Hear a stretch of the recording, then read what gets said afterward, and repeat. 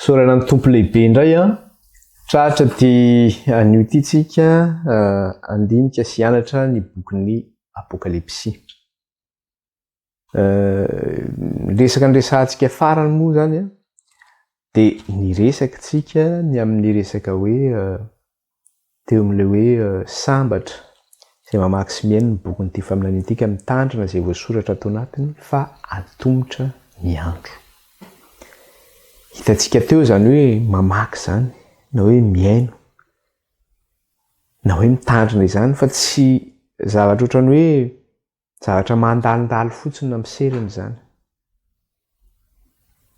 fa ny velarantsika teto le izy io ao anatin'ny hoe rehefa miaino ianao zany de tena hoe en immersion izy le zavatra hitantsika teto zany tena tafalatsapakany aminao tanteraka le zavatra enonao zany. Tafalatsapaka ao anatinao le zavatra enonao. Tsy hoe mamaky koa ianao de jerijery fotsiny ianao fa tena mifonao mihitsy koa zany tena manino izy ty tafiditra tanteraka ao anatin'izay zavatra zay zany. Io moa zany le hoe zavatra hitantsika zany hoe le hoe mamaky de hoe avide de connaissance na hoe manovy fahalalana. Ohatrany hoe mikatsaka volamena zany ianao am'izay zavatra zay. Tsy hoe zavatra ataonao fatifatany taiza misy olona ikatsaka volamena de katsakatsaka fatany fotsiny zany fa tsisy manao an'izay zavatra zay. Io zany le hoe mamaky manovy fahalalana. Io ihany koa le hoe miaino zay le arak'le teneniny teo hoe latsapaka ao aminao tanteraka hoe ao anatin'ny fascination zany ianao. Ohatrany hoe mijery spectacle ianao de tena misy olona mijery spectacle reny tena raviravy mihitsy tena mandihy mihitsy izy satria tena tafiditra ao anatin'le spectacle tanteraka izy na le rindran-kira zay jerena zany na ohatra mijery film koa ianao ohatr'izay ihany zany. Antsika moa tsiditra lalina am'izay efa nijerentsika tamin'ny heriny ary ny farany tamin'izay le hoe mitandrina de hoe garder précieusement zany. Garder précieusement ohatrany hoe zavatra ndrao de zavatra hovaky. Ohatrany hoe asena mitondra verina tia point A makany amin'ny point B. Amin'ny toerana A zany makany amin'ny toerana B. Nitondrana zavatra anay de tandremo tsara mba de zavatra tandremana tsara zany le izy. Fa tsy hoe rehefa tonga any amin'ny point B de vaky le zavatra. Zany hoe le zavatra omenantsika eto zany antoko ny fiainana mandrakizay zany ny zavatra iny. De hitantsika tao anatin'izay ihany koa zay efa niresahantsika de niresaka tsika satria hoe sambatra zay mamaky sy miaino ny bokin'ny ty faminanian'ity ka mitandrina zay voasoratra ato anatiny fa antombotra ny andro.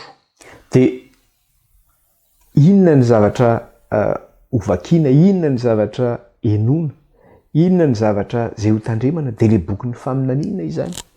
Ka niresaka lava koa tsika tamin'ny resaka ny bokin'ny faminaniana ty hoe ty bokin'ny faminaniana ty nge ka mikasika any amin'ny andro farany. Misy moa milaza mikasika ny resaka hoe faminaniana zany hoe tsy misy zany faminaniana zany, tsy misy tsony zany faminaniana zany. Hoe tamin'i Jesosy Kristy tonga ihany nisy zany faminaniana zany fa tsy misy tsony ozy zany faminaniana zany. Hitantsika eto nefa amin'ny bokin'ny Apokalypsy fa faminaniana nge ny bokin'ny Apokalypsy. Ary araka ny resaka zay niresantsika misy milaza manao hoe tsisy faminaniana tsony. De noraisitsika teto fa ny apôstôly Petera mihitsy aza rehefa nirotsaka ny fanahy masina de nilaza ny apôstôly Petera manao hoe ity nge ozy izy ty famantarana izay hitanareo ty ny amin'ny firotsahan'ny fanahy masina ozy izy zay io ny nampanantenainy joelam-paminany ozy izy faminaniana nataony joelam-paminany zay tanteraka satria vokatry ny fanahy le izy. Ka sao de iverinareo fa mamo ary zay ozy izy na mirediredy fa tsy mamo zao fa mbola voalohany andro amin'ny 7 maraina zao. Fa rehefa nirotsaka ny fanahy masina de inona ny vokatry n'le fanahy? Lasa maminany, lasa miteny amin'ny fiteny maro samihafa. Ao koa ny fiangonana sasany hoe ny ahafantarana fa mirotsaka ny fanahy masina de miteny amin'ny teny tsy fantatra. Move izay ihany ny azo lazana fa hoe nandray ny fanahy masina ianao satria hoe miteny amin'ny teny tsy fantatra zany. Ka tsy izay ihany ny famantarana fa nandray ny fanahy masina ianao ary le fiteny tsy fantatra ihany koa dia lazaina fa tsy hoe izy io zany tsy hoe teny tsy fantatra hoe miteniteny fatany fotsiny toy ny hoe alibaba fotsiny atao monomono zagrigiligilza fotsiny ataony eo dia inona fantatra reo hoe zany teneniko zany oliola inona zany teneniko zany dia ao mony sasany inona daholo zany dia nefa mety menga aminareo maheno anahy fa mba eno kely angera sendra mamaheno nareo rehefa misy video reny sendra mba mijery internet dia mba eno kely reny fiangonana miteny tsy fantatra reny dia zany ny ataony eo ny sasany demarena mihitsy mialatsiny moa am'le fitenenana fa izy ave ny demarena anazy dia hoe adjectif qualificatif dia atao vaingana be izy teny zay raha tsy mivadika ny lelanao adjectif qualificatif adjectif qualificatif dia mivadika ny lelanao mivadika ny lelanao dia rehefa aveo dia hoe miteny tsy fantatra dia rehefa mirotsaka iny dia ao ny sasany kodidirany tany eo misy kotsany leman'zareo lany le tany dia mikodidy eo ny sasany dia mitsinjatsinjaka eo ny sasany dia hoe nandray ny fanahy masina dia miteny tsy fantatra hono fa le teny miteny tsy fantatra ny resahantsika zany tamin'ny lesona farany iny dia zao hoe teny fantatra izy io fa tsy fitenin'ny apôstôly zany satria ireo jiosy tonga teo Jerosalema reo hivavaka hanao ny fety Pentekosta dia inona ny zavatra nisy avy any amin'ny jiosy mipetraka any amin'ny firenena hafa izy ireo tany izy ireo ny lehibe ary mahay mifiteny reny firenena hafa reny ka rehefa tonga teo Jerosalema izy rehefa nirotsaka tamin'ny mpianatra ny fanahy masina dia niteny tamin'ny fiteniny reny jiosy reny izy firenena hafa ao ny elamita ao ny avany arabo ao ny avany grika firenena grika ao ny avany roma dia niteny tamin'ny fomba fiteny maro samihafa fiteny reny olona reny izy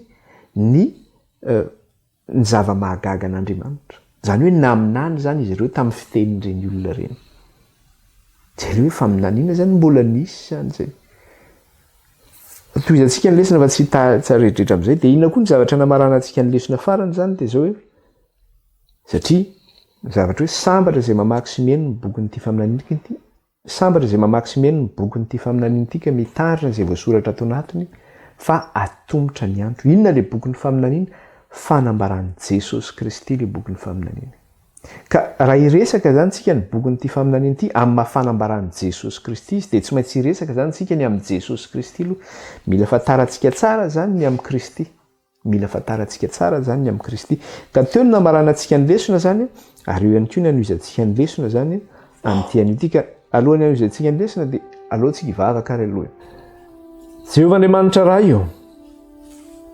Andriamanitra Abrahama ianao Andriamanitra Izaka Andriamanitra Jakoba miantso ny anaranao zay raha io amin'ity maraina ity raha hiara-hianatra indray sy andinika ny teninao misaotra ny amin'izay ny tantananao sy ny viminanao ny fiainanay tao anatin'izay enemana izay misaotra ny tantananao anay ny amin'ny asa mandraranay ny amin'ny anina sazy izay mbola omenao anay ny amin'ny tombonandro mahavelona izay mbola omenao anay satria fahasoavana avy aminao zany raha miresaka amin'izao fotoana izao hoe miainao anatin'ny vaninandro farany raha miresaka amin'izao fotoana izao sy mijery ny zava-misy dia tsisy zavatra azo antenaina intsony amin'izao fiainana izao satria miavosa ny ratsy ianao nefa dia fitiavan'Andriamanitra satria manome anay ny taridalana ianao taridalam-pamonjeny amin'ny alalan'ity bokin'ny faminaniana ity hamantaranay zany fiainana mandrakizay zany fa hoe ianao izay rehetra mino azy dia tsy mba ho very fa hanana ny fiainana mandrakizay Andriamanitro mampianara anay ny teninao amin'ity anio ity fa vonikeny zay vaokanao ao karaha iny fanainao masina ny no hanolotsaina anay hampianatra anay hanokatra ny fonay sy ny sainay hamantara anay ny sitraponao koa dia mitenena raha io amin'ny alalan'ny fanainao masina fa vonikeny zay vaokanao aoka ny fanainao ray no ampitenin'ny vavako hamantara anay ny sitraponao ary aoka ny sitraponao reriany ray no tanteraka eto ary aoka ny tolotsaina feno avy amin'ny fanainao ny asa amin'ny fahafenona ray eny Andriamanitro izay ny tokantrano any ty mihaino zao fampianarana zao dia aoka Andriamanitro mba samy azo anjara saza izay omenao anay tsirairay avy anay izay eny Andriamanitro mifona aminao ihany koa ny fizahy. Satria mpanompo tsy mahasoa ihany ary tsy mahatoky anatrehanao. Maro ny fahalemenay, maro ny fahotanay, maro ny tsy fahatanteranay rehetra. Koa dia mamindrafo aminay raha eo mamela ny elokay renao. Ary dia mangataka amin'i Jesosy izahay. Diovy amin'ny rahanao izay Kristy ho afa-pahotana, sasao amin'ny rahanao izay Jesosy ho afa-keloka. Aokaray ny fanenao masina hiaso anatinay. Hitantana anay ho amin'ny marina rehetra ary marina ny afaka anay tsy handefo. Ko an'izay hevitra rehetra mbola mampisaraka anay aminao Andriamanitra dia aoka tompo ianao nanaisitra izany. Ka anova ny fitondrantenanay ny ianao. Mba ho masina izay tompo satria masina ianao. Dia raina mandrakizay ny anaranao raha io. Ankalazaina mandrakizay ny anaranao any. Dia amin'ny anaran'i Jesosy Kristy tompona nandratanay izao vavaka izao rehetra anatrehanao. Alleluia. Amen. Lesontsika farany araka ny resahana teo dia niresakitsika ny amin'ny resaka hoe fanambaran'i Jesosy Kristy. Ka hitsofoka amin'izay zany tsika amin'ny lesona amin'ity anio ity, mikasika ny resaka hoe iza moa Jesosy Kristy. Ny resahantsika farany dia niresaka ihany koa tsika hoe zareo musulman zany, fivavahana musulman miteny araka ny bokin zareo dia ny Korana zany na ny Coran zany. Dia manambara izy ireo ny amin'ny bokiny fa hoe Jesosy Kristy dia mpaminany ozy izy. Miteny zany izy Jesosy izy dia mpaminany fa tsy zanak'Andriamanitra izany. Jesosy izy dia mpaminany fa tsy zanak'Andriamanitra.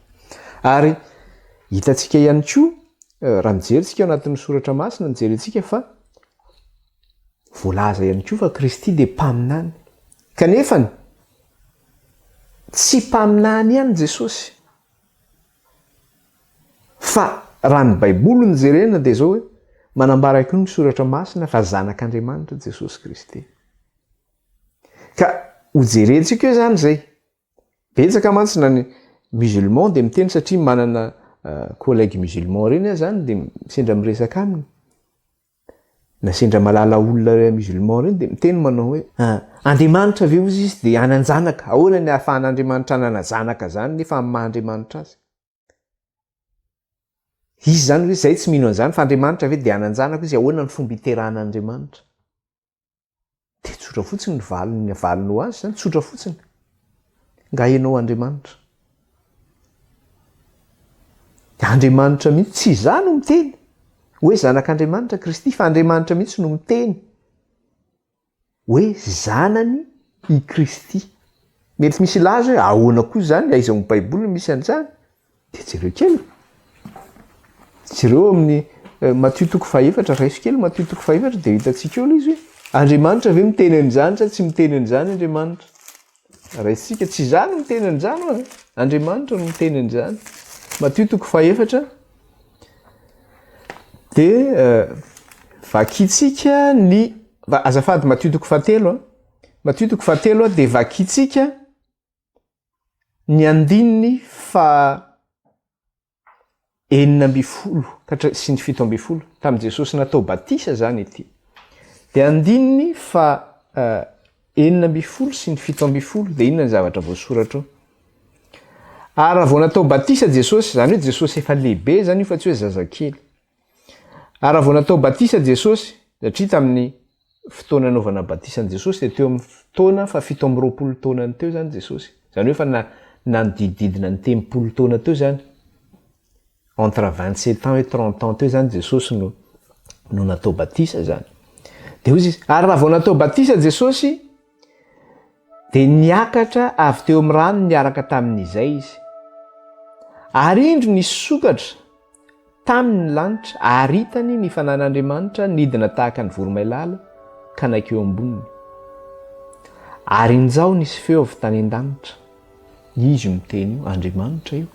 Ary injao nisy feo avy tany an-danitra nanao hoe ity no zanako malalako izay sitrako. Ity no zanako malalako izay sitrako. Eto zany Andriamanitra dia miteny mihitsy hoe zanako Jesosy.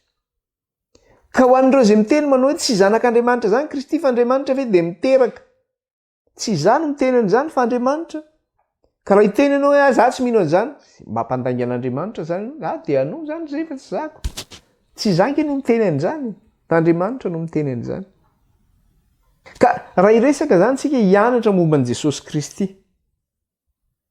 de zao hoe tsy maintsy miainga any amin'ny soratra masina tsika hamantarantsika ny amin'ny Kristy hoe iza marina Kristy. Ahoana no aiza ny teny manambara ny amin'ny fiavian'i Kristy, ary io Kristy io ve vao noforon'Andriamanitra taty amin'ny testamenta vaovao ve vao nisy zany Jesosy zany, sa efa nisy efa ela ve zany Jesosy zany? Fanontaniana mipetraka zany satria ny ankabeazan'ny olona koa de eo zany ny alalany Jesosy Kristy le teraka tsoantranomby iny de teo Jesosy vao nisy. Ka ny fanontaniana mipetraka hoe teo ve Jesosy vao nisy sa efa nisy Jesosy hatramin'ny fahagola? Fanontaniana mipetraka zany zay zavatra zay.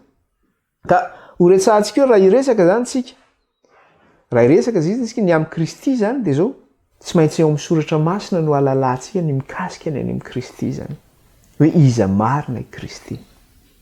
Tsy jerisika any amin'ny boky hafa hoe jerisika izy amin'ny boky inona no misy ihany, fa ao amin'ny soratra masina ao no manambara ny Kristy.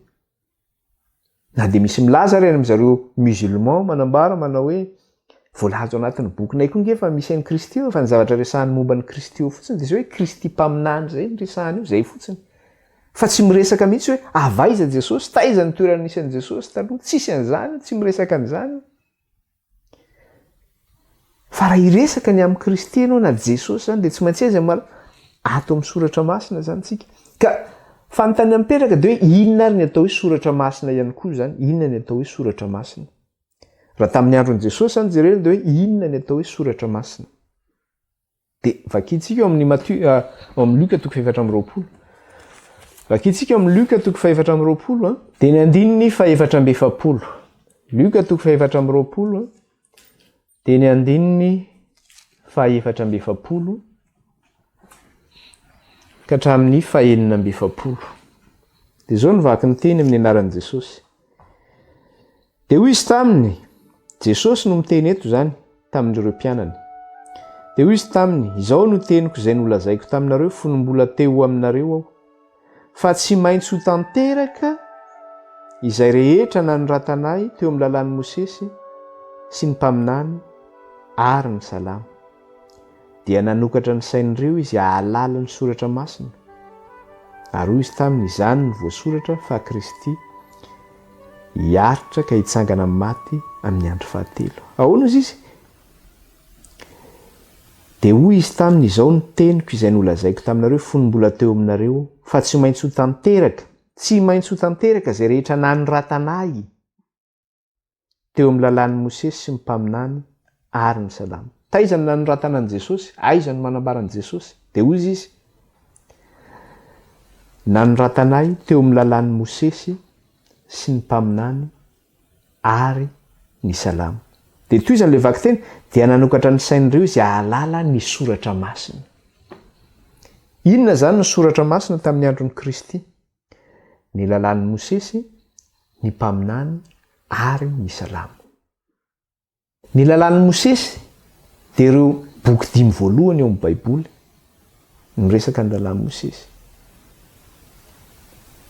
Jery santsika iny, jery ny Genesis sika, mijery ny Exodus sika, mijery ny Leviticus sika, mijery ny Nomery sika, ary ny bokin'ny Deutéronomie. Ireo zany ny lalan'i Mosesy ireo.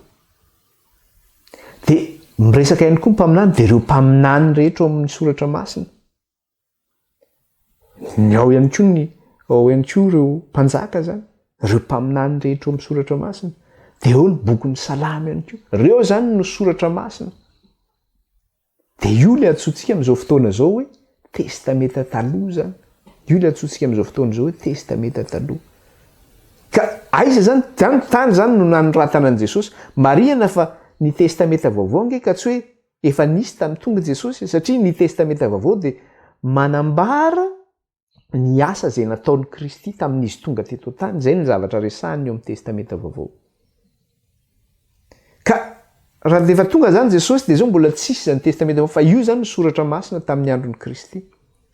Ka zay no nahatonga an'i Jesosy nanambara teo nanao hoe, de hoy izy taminy, izao no teniko izay nolazaiko taminareo fonombola tao aminareo aho, fa tsy maintsy ho tanteraka izay rehetra nanoratanay teo amin'ny lalàn'ny Mosesy ny mpaminany arany salamy dia nanokatra ny sain'ireo izay alalany soratra masina. Dia inona ny zavatra nivakian'i Jesosy teo amin'ny soratra masina? Aroa izy taminy. Izany hoe teo amin'ny voasoratra teo amin'ny testamenta taloha zany, aroa izy taminy. Izany no voasoratra fa Kristy hiaritra ka hitsangana amin'ny maty amin'ny andro fahatelo. Izany no voasoratra fa Kristy hiaritra ka hitsangana amin'ny maty amin'ny andro fahatelo. Zany efa voasoratry ny mpaminany zany. Efa voasoratra tany amin'ny testamenta taloha zany.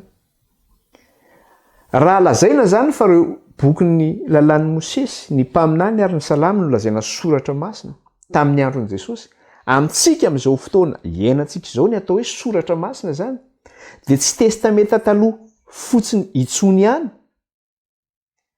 fa ny testamenta taloha sy ny testamenta vaovao no atao hoe soratra masina. Satria ny testamenta vaovao koa satria namela soratra Jesosy, namela fampianarana Jesosy tamin'ny fahavelona, namela fampianarana ihany koa ireo apôstôly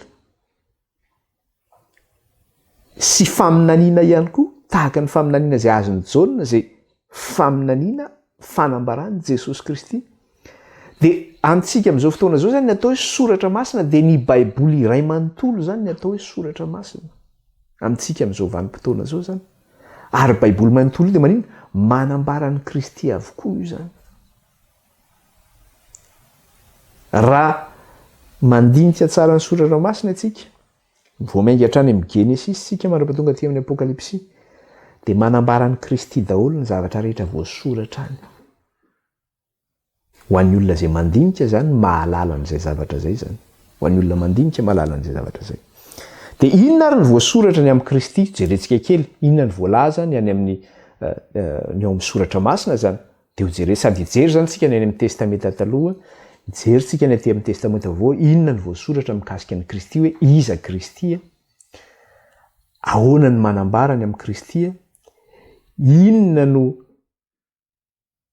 inona no antony nahatonga ny Kristy teto an-tany, nanino ny Kristy no maty, nanino ny Kristy no nitsangana tamin'ny maty indray niakatra any an-danitra, ary inona ny ataon'ny Kristy any an-danitra any, inona ny anton'izany rehetra zany, inona ny drafim-pamonjena izay nataon'ny Kristy, satria ny nahatongavan'ny Kristy dia drafim-pamonjena ho antsika zany. Inona izay drafim-pamonjena nataon'i Jesosy, dia hianatra an'izay zavatra rehetra zay zany tsika. Dia izao aloha manambarany Kristy zany any amin'ny testamenta taloha zany jerentsika zany, satria hoe nanainga ny sain'ireo mpianatra Jesosy hahalala izay voalaza ny soratra masina izy, dia tsika koa zany tsy afaka hoe hiteny zavatra hoe tsy voamarina zany, fa tsy maintsy hamarintsika amin'ny soratra masina ny zavatra lazaintsika zany. Dia jerisika any amin'ny Isaia 7, ny 2:4, Isaia 7, ny 2:4. Dia izao ny voasoratra amin'ny 2:4.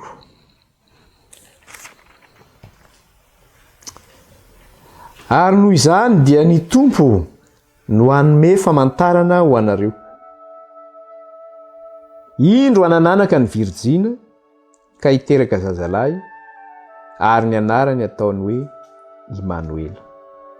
Indro hanananaka ny Virjina ka hiteraka zazalahy, ary ny anarany atao hoe Imanoela. Ny Tompo izy no hanome famantarana anareo, izy Tompo Andriamanitra hanome famantarana ho anareo. Indro hanananaka ny Virjina ka hiteraka zazalahy izy, ka ny anarany atao hoe Imanoela. Taizinareo mbola nahita an'izany hoe vehivavy Virjina dia niteraka, tsy nisy zany. Ka eo miverina amin'ilay tenitsika teo hoe ahoana lazaina fa zanak'Andriamanitra izy. Nga Andriamanitra manambady no hoe miteraka Andriamanitra. Fa eto vehivavy Virjina no bevoka.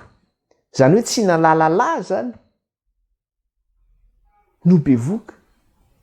Dia ho jerentsika io famantarana io, tanteraka tamin'ny ovina io famantarana io, tanteraka hoe indro nananaka ny Virjina ka hiteraka zazalahy, ary ny anarany ataony hoe Imanoela. Dia andehantsika any amin'ny Matthieu 1.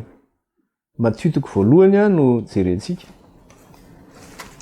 Ny amin'ny fahatanterahany faminaniana io zany izay nambarany Isaia mpaminany. Dia matitoko voalohany ho vakiantsika dia vakiantsika ny 9:20 ka hatramin'ny 7:20. Ary ny nahaterahany Jesosy Kristy dia toy izao. Rehefa nanaiky Maria renin' Jesosy ho fofombadin'i Josefa, raha tsy mbola nivady izy dia hita fa nitoejaza avy tamin'ny fanahy masina izy. Ary Josefa vadiny izay lehilahy marina sady tsy tanala baraka azy dia nikasa metraka azy mangina, fa raha mbola nisaina izany izy, indro nisy anjelin'ny tompo niseho tamin'ny nofoka nanao hoe: ry Josefa zanak' Davida, aza matahotra pakatra ny Maria vadinao, fa ny zaza ao kibony dia avy amin'ny fanahy masina. Ka hiteraka zazalahy izy ary ny anarany ataonao hoe Jesosy, fa izy no hamonjy ny olony ho afaka amin'ny fahotany. Ary zany zavatra rehetra zany dia tonga mba ahantanteraka izay nampilazain'ny tompo ny mpaminany hoe: indro ny Virjina hitoejaza ka hiteraka zazalahy, ary ny anarany ataon'ny olona hoe Immanuela. Inona ny zavatra hitantsika eto le 9:20 ary ny nahaterahany Jesosy Kristy dia toy izao. Rehefa nanaiky Maria renin' Jesosy ho fofombadin'i Josefa, raha tsy mbola nivady izy dia hita fa nitoejaza avy tamin'ny fanahy masina izy. Josefa zany apakatra ny Maria ho fofombadiny, zany hoe natao fiancé zany zareo reo. Eo amin'ny fiancé tamin'ny andro tamin'izany vanim-potoanan'ny Jiosy zany, tsy hoe ohatrantsika mariazy malagasy dia tia andao vodiondra androany dia rapisy dia raikitra ny mariazy ary any amin'ny mairie ohatrany, na hoe androany vodiondry dia maraina iny vodiondry dia miazakazaka makany amin'ny mairie ny atoandro dia miazakazaka makany am-piangonana indray ny après-midi dia manao mariazy. Tsy izay zany ny mariazin'ny Jiosy, fa ny mariazin'ny Jiosy dia misy elanelany zany zavatra zany. Mariazin'ny Jiosy dia zao hoe manao fiancé zany ianao, zany hoe efa officiel leo anivon'ny fianakaviana zany, zany hoe efa réservé zany na efa voatokana ho an'i Josefa zany i Maria. Zany hoe amin'iny période, amin'iny fotoana zay maha-fiancé anazy zany tsy afaka hoe mijery lehilahy hafa-tsony na hoe manaiky alaina lehilahy vady hafa-tsony Maria, fa dia hoe voatokana ho an'i Josefa, voatokana fa mbola tsy vadiny Josefa, voatokana fa mbola tsy vadiny Josefa. Dia inona nefa ny zavatra nitranga amin'in'ilay période na fiancé zany, na hoe amin'ny mahafofombadiny azy iny, satria zay zany ilay izy amin'ny mahafofombadiny azy iny dia zao amin'iny zany fotoana ohatrany hoe hifankalalana zany. Hifankalalana, mbola tsy mifampikitika zany, tsy azony atao zay ny mariazy tamin'izany fotoana zany, tsy mahazo mifampikitika zany. Tsy hoe fiancé ka dia fa mandeha ny bisou sy ny kalain sy ny rehetrarehetra zany, tsisy zany. Tsy hoe fa hoe ty fa fiancé ka anao dia matory eny amin'ny Josefa Maria, dia rehefa avy eo indray matory eny amin'ny tranon'ny ray aman-drenin'ny Maria Josefa. Tsy zany ny mariazy tamin'izany. Mbola samy nanana ny tranony mihitsy. Josefa mipetraka tany amin'ny tranony, Maria mipetraka tany amin'ny tranony, fa fofombadin'ny Maria Josefa. Fa amin'ilay maha-fiancé fofombadiny azy dia mifankalala toetra zany zareo, mifankafantatra, fa mbola tsy nifampikitika zany. Mbola tsy nahalala zany any Maria zany i Josefa. Ka amin'ny fiotoana zay fankafantarana io zany, zany hoe mandra-pahatonga le tena mariazy zany, io mariazy io tsy fantatra hoe afaka fotoana firina io, mety afaka enim-bolana io, mety afaka herintaona io zany. Tsy haiko eo amin'ny Jiosy angamba mety hoe herintaona taty aoriana angamba vao mety hoe tonga ny tena fanambadiana angambany, nataontsika hoe enim-bolana ty aoriana angambany.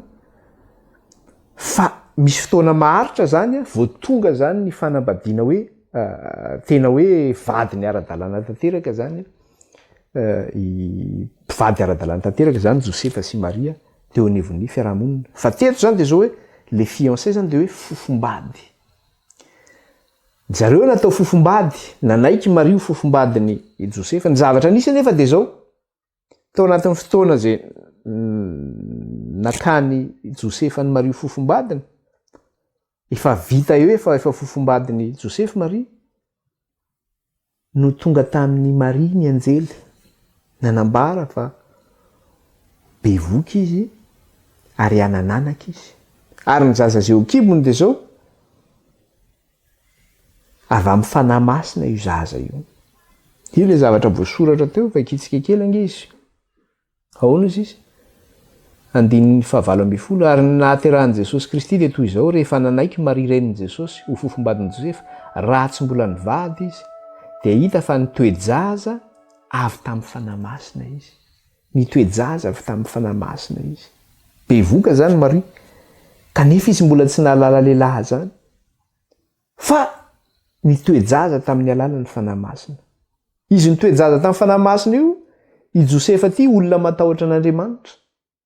Rehefa matahotra an'Andriamanitra izy dia zao tsy tiany ho alaina baraka teo amin'ny fiarahamoniny Maria. Satria raha tamin'ny lalàna jiosy ianao raha vao hoe bevoka zany ianao tsy manambady zany. Na hoe efa nalaina fofombady ianao nefa ianao bevoka dia ohatrany hoe olona nijangajanga zany ianao. Dia toraham-bato ianao amin'ny fiarahamonina vononao faty zany. Zay ny mahazo an'i Maria zany. Raha ohatra zany ka fantatry ny fiarahamonina zany ny hoe Maria nampirafy an'i Josefa hoe bevokana lehilahy tany ambadika tany. Fahafatesana ny miandry an'i Maria zany eto. Ny zavatra nisy nefa dia zao tsy tiany Josefa zay hoe anala barakany sady anala barakany tenany izy no anala barakany Maria sy ny fianakavian'i Maria. Josefa olona natahotra an'Andriamanitra. Dia nieritreritra izy ahoana reny fomba isarahako amin'ny Maria ty isarahako amin'ny mangingina. Izy mbola nieritreritra an'izay tonga ny alina natory izy resy tory. Nomen'Andriamanitra fahitana izy tao anatin'ny nofiny tamin'ny alina tao. Dia hoy izy ny anjely tamin'ny 20. Fa mbola nisaina izany izy indro nisy anjelin'ny tompony niseho tamin'ny nofy ka nanao hoe ry Josefa zanak'i Davida aza matahotra hampakatra ny Maria vadinao fa ny zaza ao kibony dia avy amin'ny fanahy masina. Ka hiteraka zazalahy izy ary ny anarany ataonao hoe Jesosy fa izy no hamonjy ny olona ho afaka amin'ny fahotana.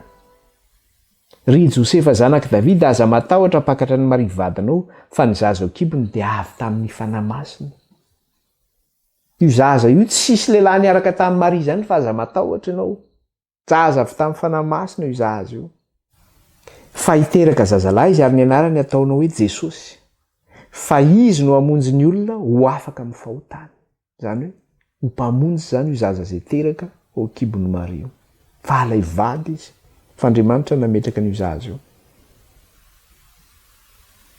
Ary izany rehetra zany ozy izy dia tonga mba hatanteraka ny nampilazain'ny tompony mpaminany hoe indro ny Virjiny toejaza ka hiteraka zazalahy ary ny anarany atao hoe Emmanuel. Tanteraka zany le voalazan'ny mpaminany mikasika an'i Jesosy hoe indro ny Virjina hitoejaza ka hiteraka zazalahy ary ny anarany atao hoe Emmanuel.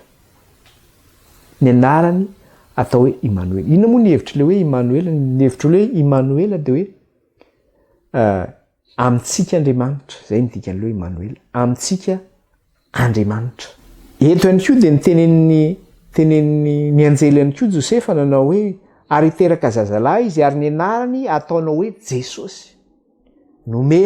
Nomenan'i Josefa ihany koa zany anarany hoe zao ny anaranao omenao azy. Jesosy. Ka inona indray ary ny hevitry le hoe Jesosy? Ny hevitry le hoe Jesosy dia zao hoe mpamonjy na hoe mpanavitra. Dia io le zavatra niteneniny eo amin'le 2:20 tapany faharoa manao hoe fa izy no hamonjy ny olony ho afaka amin'ny fahotana. Fa izy no hamonjy ny olona ho afaka amin'ny fahotana. Zay zany ny hevitry le hoe Jesosy. Ny hevitry le hoe Jesosy zany dia hoe mpamonjy ny hevitry ny hoe Jesosy.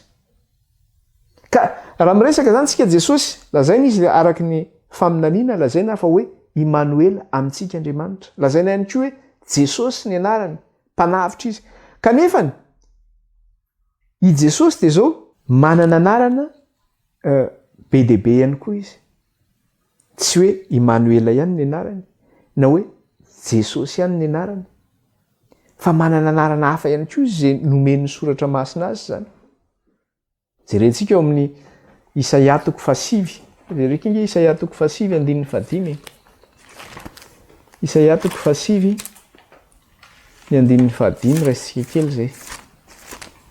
Dia izao ny vaky ny teny amin'ny anaran'i Jesosy.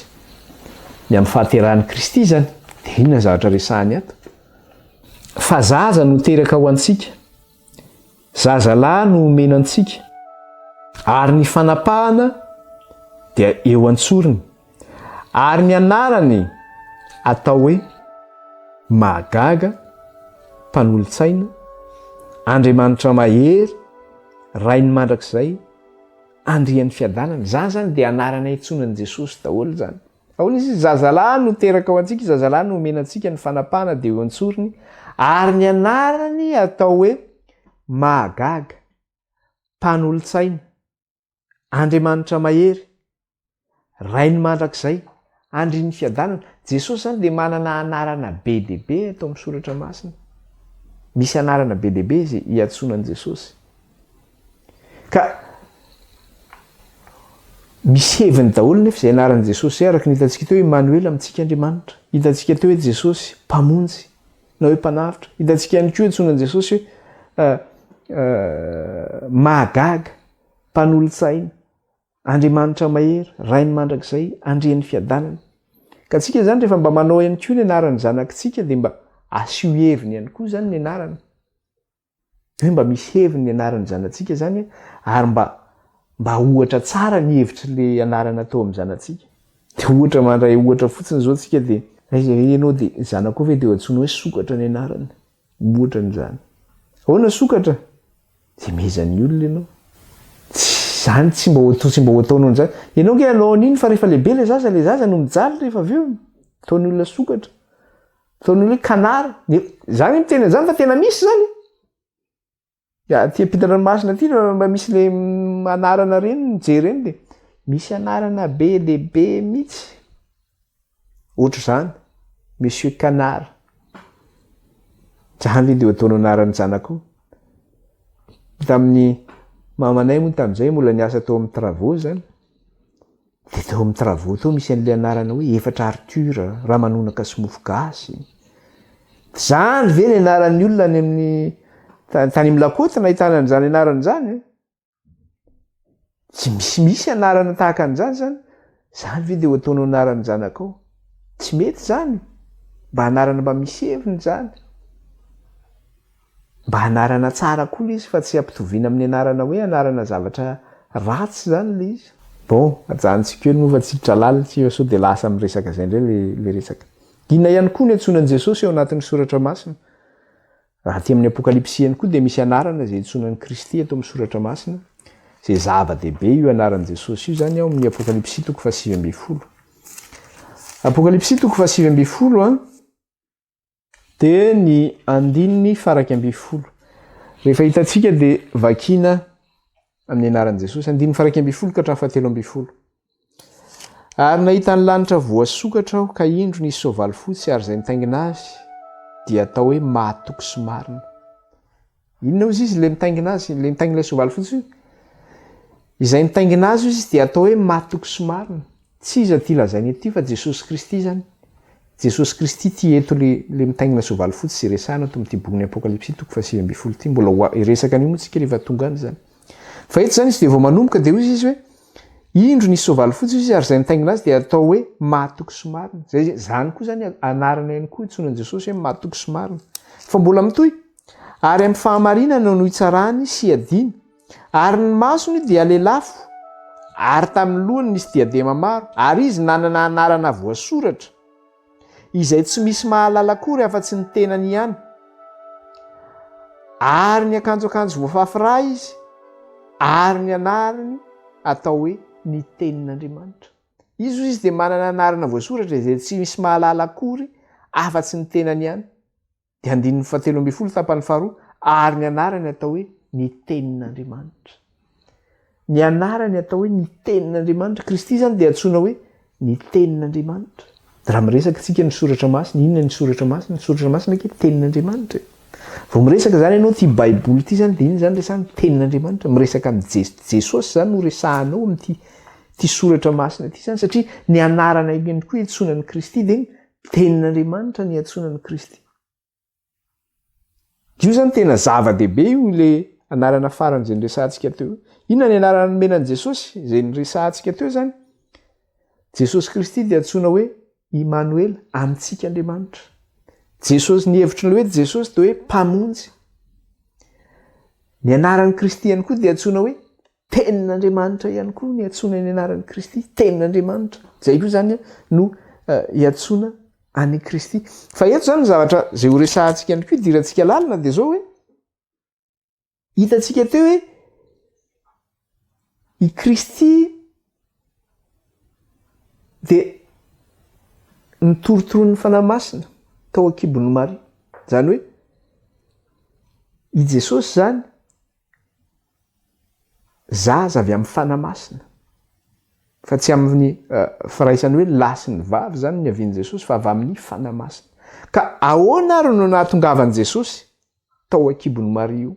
Ahoana ary ny fomba nahatongavany io zany raha ho azavaintsika zany l'izy ataontsika sary zany ny fomba azavantsika hoe ahoana no nahatongavan'ny Jesosy Kristy tao. Hitantsika teo satria zay mazava-dehibe l'izy hitantsika fa hoe tenin'Andriamanitra ny anaran'ny Kristy ihany koa.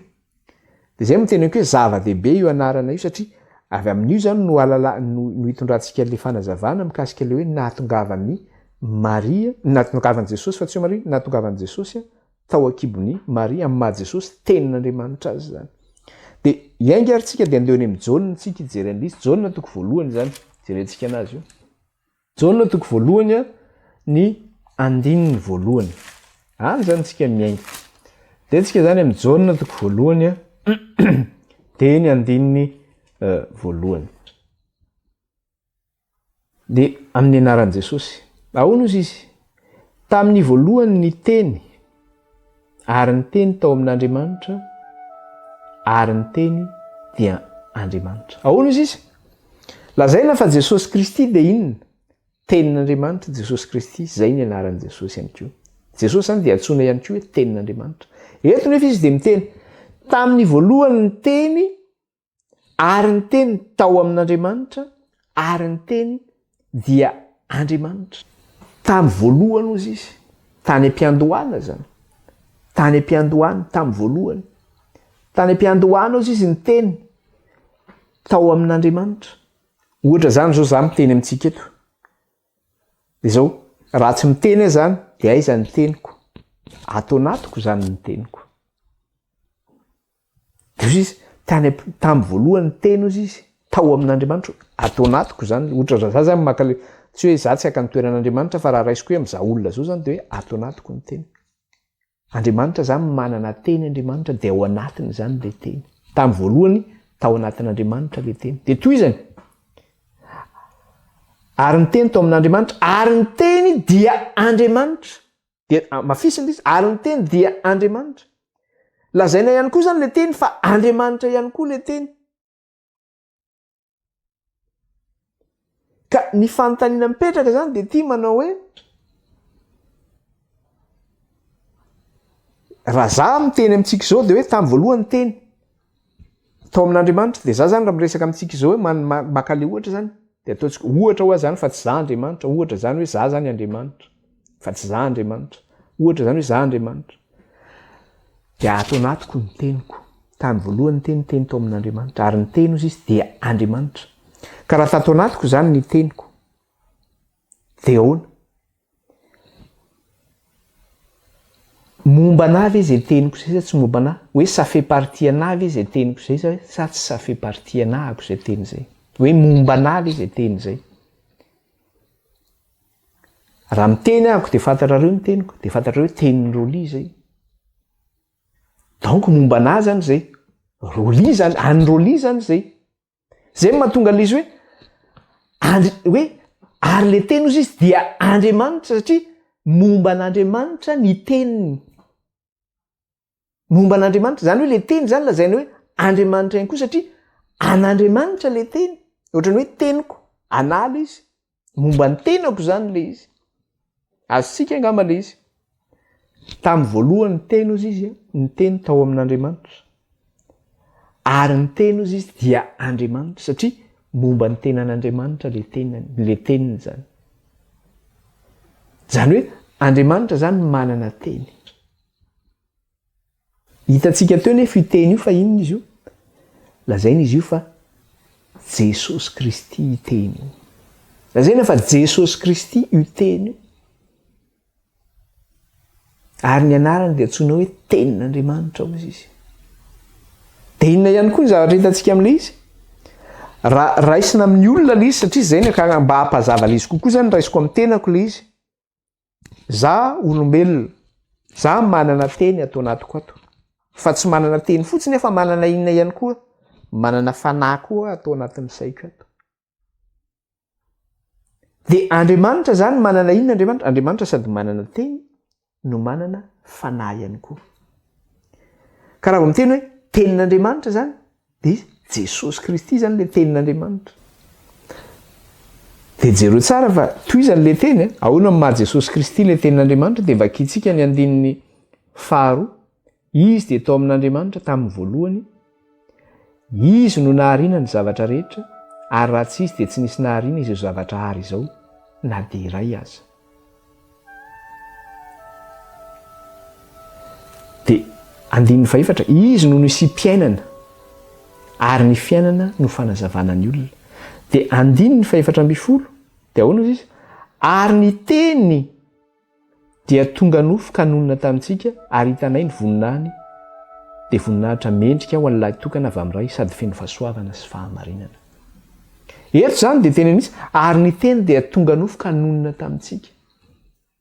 Maneho an'iza zany? Maneho an'i Jesosy Kristy. Tsy hoe miteniteny fotsiny tsika tery amin'ny andininy voalohany hoe le teny dia hoe Jesosy, fa eto izy dia tena teniny mihitsy andininy fahaefatra ambin'ny folo le teny dia tonga nofo ka nonina tamintsika hozy izy. Ary ny voninahitry hozy izy dia mendrika ho an'ny voninahitry ny lahatokana avy amin'iray hozy izy. Izany hoe Jesosy zany tena le tenin'Andriamanitra mihitsy Jesosy Kristy. Izy zany le teny tao anatin'Andriamanitra. Izy no nahariana ny zavatra rehetra. Ary raha tsy izy dia tsisy aro izao zavatra rehetra izao na dia iray aza. Dia miresaka ihany koa tsika, mbola hidirantsika lalina mikasika izany, miresaka ihany koa tsika hoe ohatra hoe za zao zany no olombelona dia manana teny, dia za koa manana fanahy, dia Andriamanitra manana inona? Andriamanitra manana ny teniny. Andriamanitra ihany koa manana inona? Manana ny fanahiny ihany koa Andriamanitra. Manana ny fanahiny koa Andriamanitra. Ary lazaina mihitsy ary zany, jerentsika inkeo amin'ny Andriamanitra ihany koa dia lazaina hoe fanahy ihany koa Andriamanitra. Eto dia lazaina fa hoe Andriamanitra ny teniny. Eo amin'ilay andininy voalohany teo, raisika kely le andininy voalohany hozy izy teo. Ary tamin'ny voalohany teny ary ny teny tao amin'Andriamanitra, ary ny teny dia Andriamanitra. Zany hoe lazaina hoe Andriamanitra zany le teny. Satria momba an'Andriamanitra le teniny lazaina fa Andriamanitra ny teniny ihany koa. Dia eto izy ao amin'ny Jaona toko fahaefatra raha jerentsika eo akaiky eo ihany. Jaona toko fahaefatra andininy fahaefatra amby roapolo. Dia inona ihany koa no ilazaina satria Andriamanitra ihany koa dia manana fanahy. Raha lazaina hoe Andriamanitra ny teniny izay tao ao anatiny, satria momba ny tenan'Andriamanitra izay teniny izay. Dia le fanan'Andriamanitra ihany koa lazaina inona ihany koa zany? Dia ahoana izy izy andininy fahaefatra amby roapolo vakintsika kely. Toko fahaefatra andininy fahaefatra amby roapolo. Andriamanitra dia fanahy ary izay mivavaka aminy dia tsy maintsy mivavaka aminy. Andriamanitra dia fanahy ary izay mivavaka aminy tsy maintsy mivavaka amin'ny fanahy sy ny fahamarinana. Ahoana izy izy? Andriamanitra dia fanahy hozy izy ary izay mivavaka aminy dia tsy maintsy mivavaka amin'ny fanahy sy ny fahamarinana. Lazaina fa inona koa Andriamanitra? Andriamanitra dia fanahy. Hitantsika teo zany hoe ary ny teniny dia Andriamanitra. Dia eto indray dia lazaina Andriamanitra dia fanahy. Lazaina ihany koa zany hoe Andriamanitra dia fanahy. Dia ho ataontsika sary zany le zavatra resahantsika zany mba hampazava azy tsara zany. Dia manao atao hoe manao sarina trano zany ianao. Tsy asianao efitra zany le izy fa asianao tafo fotsiny dia asianao rindrina zany le trano ataonao zany. Dia io trano io zany ataontsika hoe Andriamanitra zany io trano io. Dia ao anatin'io trano io asiantsika cercle zany na asiantsika boribory ao anatin'io trano io. Dia io boribory io zany na cercle io zany atsotsika hoe tenin'Andriamanitra. Dia ao anatin'le boribory indray asiantsika carré ao anatin'io boribory io. Asiantsika carré indray zany ao anatin'le boribory. dia atsotsika hoe fanahy masina zany. Mba hampazava le zavatra nyresarintsika tsara teo zany aveliko tsara le izy. Manao sarina trano zany tsika, dia ny sarina trano iny zany ataontsika hoe Andriamanitra zany izy. Dia ao anatin'iny trano iny zany asitsika cercle na boribory, dia atsotsika hoe tenin'Andriamanitra iny. Ary ao anatin'iny cercle iny na iny boribory iny dia asitsika hoe carré zany, na hoe efajoro, zay atsotsika hoe fanahy masina zany. Dia hitantsika teo hoe tsisy zavatra haro izy raha tsy noho ny tenin'Andriamanitra. 7 am'le jaune toko voalohany any 7 verenantsika vakina atsy le izy teo. Izy no nahariana ny zavatra rehetra, ary raha tsy izy dia tsy nisy nahariana izao zavatra hary izao na dia iray aza. Izy no nahariana ny zavatra rehetra, ary raha tsy izy dia tsy nisy nahariana izao zavatra hary izao na dia iray aza. Zany hoe ny famoronana zany ty zao tontolo zao hitantsika ty zany dia zao tsy misy zany zao rehetra zao raha tsy noho ninona, noho ny tenin'Andriamanitra zany. Ary zavatra efa nianarantsika teto zay teny zay hoe ny tenin'Andriamanitra no namoronana an'izao tontolo zao. Dia hitantsika tokoa zay ny amin'ny Genesis, satria rehefa namorona ny lanitra sy ny tany Andriamanitra ny amin'ny Genesis, dia hozy rehefa namorona ny lanitra sy ny tany Andriamanitra dia hozy Andriamanitra hoe ary Andriamanitra ny teny nanao hoe misy ny mazava dia nisy ny mazava. Ny teny Andriamanitra rehefa namorona, izy tsy niteny hoe nanamboatra fa ny teny izy. Izy no nahariana ny zavatra rehetra. Verenantsika kely fotsiny lisy toko voalohany, raha isika fotsiny indray ohatra anankiray fotsiny sika. 7 ohatrany, dia ina ny zavatra resahany. Ary Andriamanitra nanao hoe misy ny mazava dia nisy ny mazava. Dia farany eo amin'ny 5 eo, teny farany amin'ny 5 dia hoe andro voalohany zany. 5 ary Andriamanitra nanao hoe misy abakabaka elanelanelan'ny rano, ary eo ka mpisaraka ny rano amin'ny rano izy. Dia mamarana azy 9 andro faharoa izany. Andriamanitra miteny hoe misia, ny teniny ange miteny fotsiny izy hoe misia ny mazava dia misy ny mazava, misy ny abakabaka dia misy ny mazava, ny abakabaka, misaraka ny rano ambony sy ny rano ambany dia misaraka. Ny teny fotsiny izy dia misy zany. Tao anatiny izay teny zay, fa rehefa ny teny izy dia nivoaka izay teny zay. Le teny zany no nahariana an'izao rehetra zao zany. Dia hitantsika teo araka le famoronana teo, io teny io eo amin'ny 412 dia zao hoe tonga nofo io teny io. Verenantsika ihany le izy teo, mampazava le izy tsara. 412 jaune toko voalohany ihany 412. Ary ny teny dia tonga nofo ka nonona tamintsika, ary hitanay ny voninahiny dia voninahitra miendrika ho an'ilay tokana avy amin'iray sady feno fahasoavana sy fahamarinana. Ary ny teny dia tonga nofo ka nonona tamintsika hozy izy. Ary ny voninahiny hozy izy dia miendrika ho an'ilay tokana avy amin'iray. Zany hoe tonga nofo zany io tenin'Andriamanitra io. Nataon'Andriamanitra ho nofo zany io tenin'Andriamanitra. Ahoana ny fomba nanaovan'Andriamanitra ny ho nofo? Tamin'ny alalan'ny fanahy masina tao kibon'ny Maria no natonga ny ho nofo. Tsy amin'ny alalan'ny hoe firaisan'ny lahy sy ny vavy no natonga ny zazy ho nofo tao kibon'ny Maria, fa tamin'ny alalan'ny fanahy masina. Aza mikasa hozy izy nisaraka amin'ny Maria ianao hozy izy. Fa ahoana?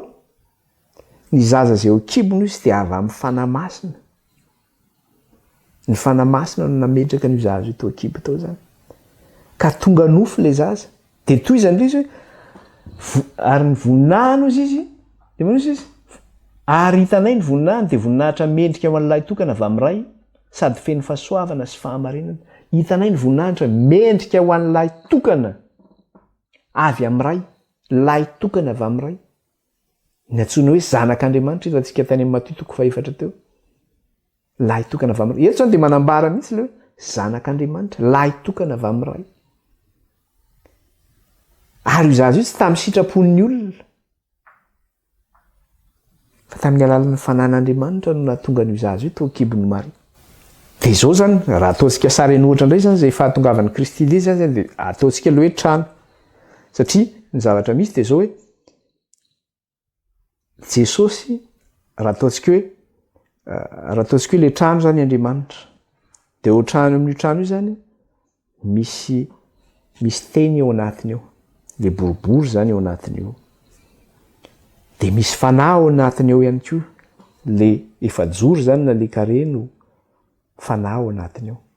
Ka rehefa nitorotoroan'ny fanahy masina zany Maria ka nitoejaza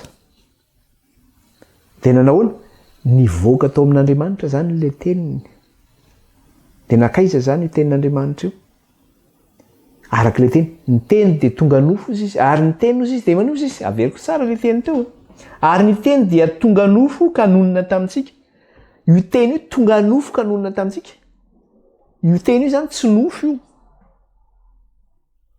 tsy nofo zany ny teny, fa hoana izy tonga nofo izy izy, le teny tonga nofo zany le teny, tonga nofo de nonina tamintsika. Nitoetra tao akibon'ny Maria zany de lasa nofo zany le teny tao akibon'ny Maria. De be vokatra ny vehivavy rehetra ihany Maria zany nandritra ny 9 volana, tapitra ny 9 volana teraka ilay zaza, iny le zazalahy mendrika ho an'lahy tokana avy amin'ny ray ozy izy. Zany hoe le teny iny zany hoe tonga nofo, nivoaka tao amin'Andriamanitra zany le teny, nitorotoroan'ny fanahy masina ny kibon'ny Maria, nitoetra tao le zaza, teraka izy niara-nonina tamintsika izy satria hitan'ny olona zany ny voninahiny mendrika ho an'ilay tokana Andriamanitra izany. Fa zao tapitra indray ny fotoanantsika tamin'ity maraina ity. Fa eo zany ny anohizantsika ny lesona amin'ny tapany arivina mikasika an'izay hoe mikasika an'le hoe nahatongavan'i Jesosy teto an-tany zay zany, de eo ny anohizantsika ny lesona rariva zany. Ivavaka sika hisaotra an'Andriamanitra ary. Jehovah Andriamanitra ray io, Andriamanitra Abrahama ianao, Andriamanitra Isaka, Andriamanitra Jakoba, misaotra anao zay ray raha afaka niara-nianatra sy nandinika ny teninao indray tamin'ity maraina ity. Mana-masina anay ray ny amin'ny teninao ny fahamarinana. Sokafo ny fonay sy ny sainay, matara anay ny sitraponao. Aleoka izay teny menao anay tamin'ny teny hoe Andriamanitra, dia tsy ho samborin'ilay ratsy anay izany fa ny fanahinao Tompo no mitoetra ny teninao anatinay tsiraray avy. Dia raina mandrakizay ny anaranao raha io, ankalazaina mandrakizay ny anaranao anay. Dia amin'ny anaran'i Jesosy Kristy Tompo na niratanay izao vavaka izao eto anatrehanao. Misaotra Tompo Ray Masina, misaotra Jesosy io. Alleluia. Amen. Dia izay indray zany ny lesontsika tamin'ity tapany maraina ity, fa raha riva indray tsika mifanao fotoana tapany faharoa zany.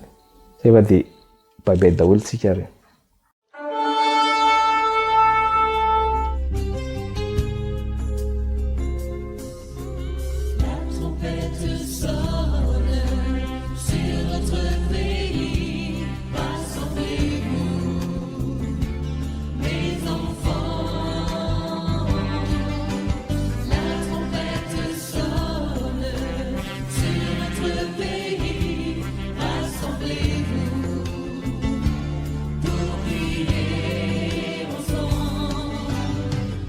She